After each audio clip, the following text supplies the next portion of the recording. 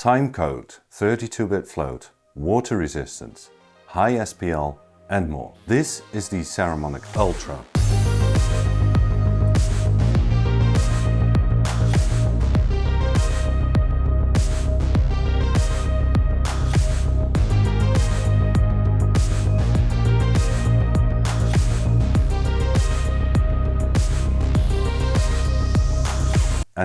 And I don't ever use that word, a game changer. It's the first 2.4 GHz wireless system that I would consider using professionally. Want to know why? Let's talk about it.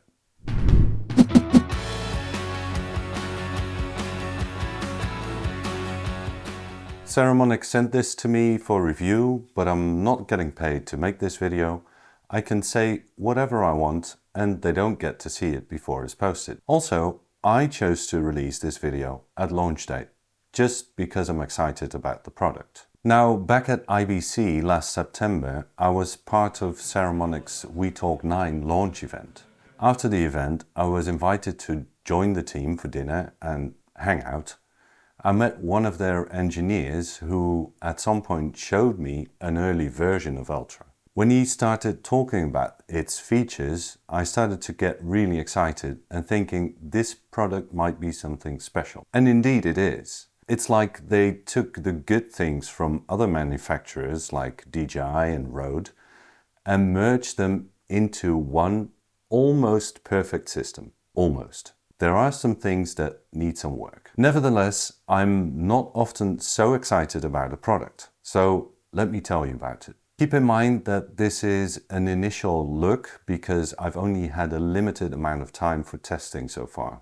Like I said at the beginning, it is a 2.4 GHz wireless system that comes with a receiver, an external antenna, which I'll get to in a minute, 2 transmitters, a USB-C and Lightning adapter, wind covers and some cables. The receiver, transmitters and adapters can be stored in this nice looking charging case, and there's a pouch for the other accessories. For a little bit extra money, you'll also get 2 external lav mics with the kit. I'll get to pricing later, but I can already tell you it is competitive. So this entire video has been recorded using Saramonic ULTRA with just the transmitter, so no external lav. But here are some audio samples with and without the external lav mic, and later on some samples with noise reduction turned on and off.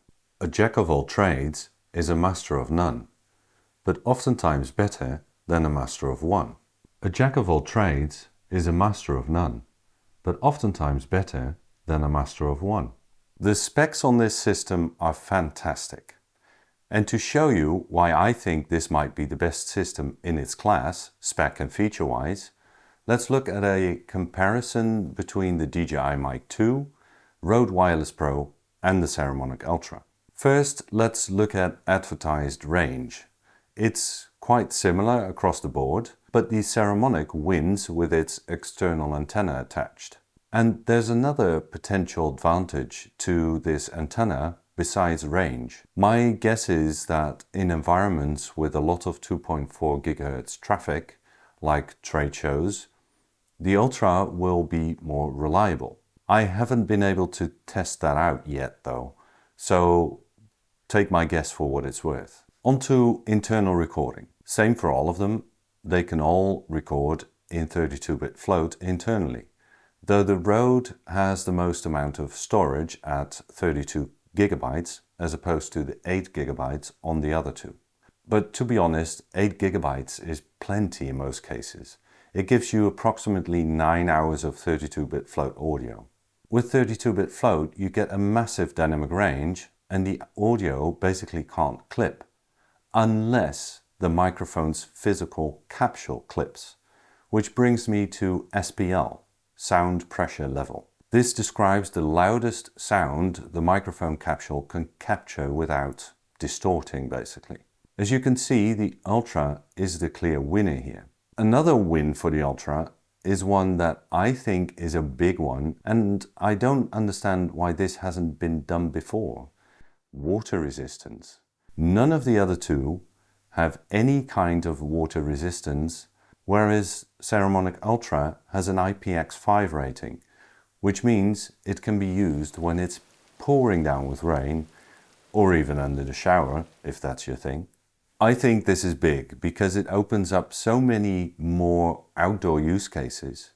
On to the next one on the list. Also a big one. Timecode. Only the Rode Wireless Pro and Saramonic ULTRA have timecode capabilities. I got really excited when I first heard the Ultra would have timecode capabilities, and it works well after testing. It also gives you a lot of different output modes to choose from in terms of where you want the timecode signal to go to, even via USB-C.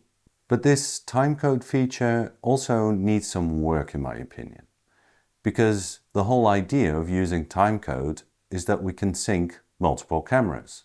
For example, I need to be able to sync my Tentacle Sync Es to the Saramonic ULTRA or vice versa.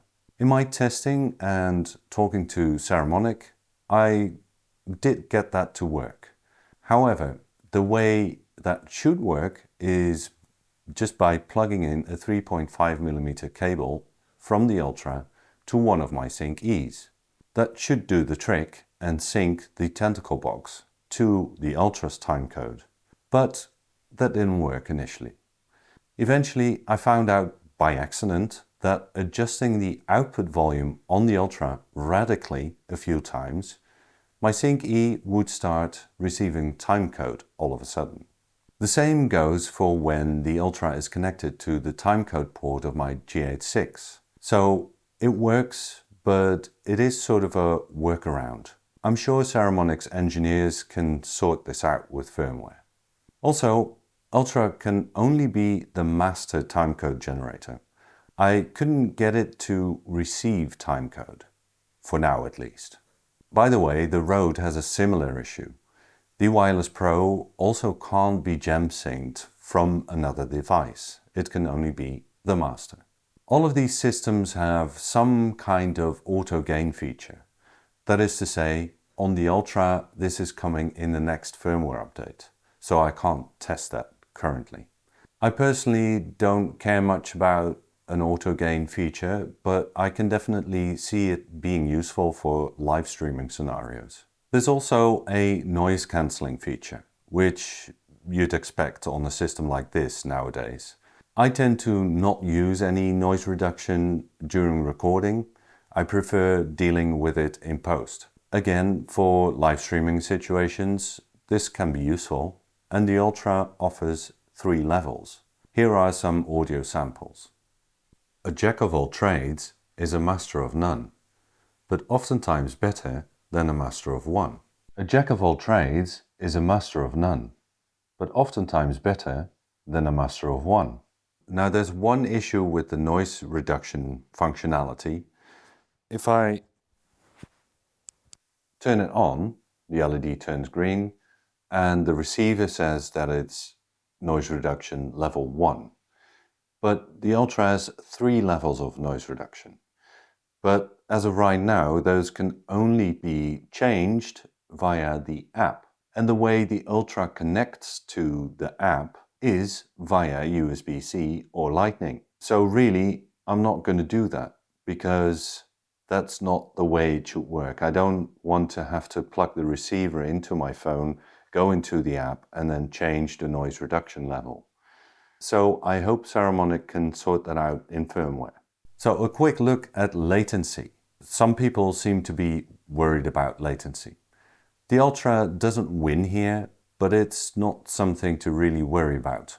25 milliseconds is hardly noticeable. The next one on the list is design.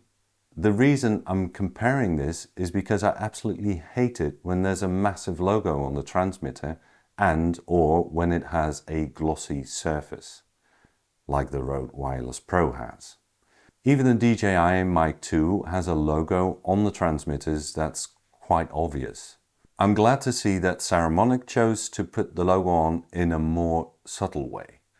And I also like the matte finish.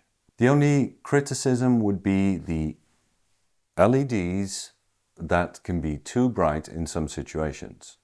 I complain about this all the time. It would be nice if they'd give the option to dial down the brightness of the LEDs. The last one on the list is price, but I'll get to that towards the end of the video. Everything can be controlled from the receiver's really nice AMOLED touchscreen and the dial on the right. We can set the gain on each transmitter, activate noise cancellation, and start and stop the internal recording for each transmitter individually. I think this has been implemented in a very elegant way. We can swipe down where it says 1 in the top left corner, and we get the options for transmitter 1. And the same when we swipe down in the area where it says 2 for the second transmitter. It's got a very clear menu structure overall, and you basically don't need the manual to get started, which is a good thing in my opinion. I almost forgot to mention that it can also be used with phones or tablets via the included adapters that can be very securely attached with a twist lock mechanism. The same security goes for the wind protectors. They attach with a dummy 3.5mm plug and they work quite well. Overall, I love the Ultra. It sounds pretty good, is water resistant, has a great design, can record in 32-bit float, is easy to operate, potentially superior wireless reliability, and can be used with a variety of devices. Perhaps if you have a Rodecaster Pro, you'd still want the Rode Wireless Pro because of its wireless integration with the Rodecaster, or if you want to make use of the Bluetooth audio connection with the DJI Pocket 3, you may still choose the DJI Mic 2, although that audio quality is quite terrible. But if none of the above is the case, the Saramonic ULTRA is the better choice in my opinion, especially when you consider the price.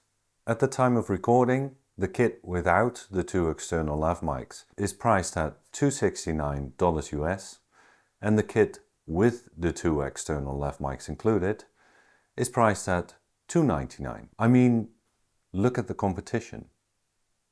And if Saramonic can sort out the timecode sync issue, it's the perfect 2.4 GHz system in most cases. What else can I say?